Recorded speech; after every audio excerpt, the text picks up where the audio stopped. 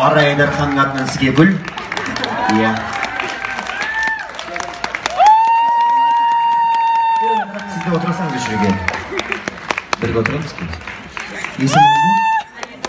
Гүлді қайдан алдыңыз? Фан-клубтың атынан қайраттың алмасына. Қаншадан жинадыңыздар? Айтпаймын. Онда барыңыз енді, айтпасаңыз. Қайраттың анасы осындай ұл сыйлаған сізге үлкен алғыс айтамыз. Бүкіл қазақ халқының атынан. Әйтеуір сізді көрдік, Қайрат көрсетпей жүретін. Отбасын айтпайды, бауырларын көрсетпейді. Тек қана өзі бір жұмбақ әнші ғой, жұмбақ адам. Сондықтан да бүгін барлығымыз көріп, халықтан сүйіншілеп, қуанып отқан жайымыз бар. Жалпы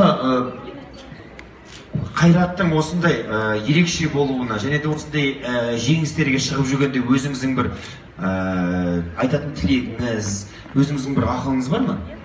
Жоқ, тек қана жібере саласыз ба, өзің білдім. Жалғыз тілегім енді жоқ.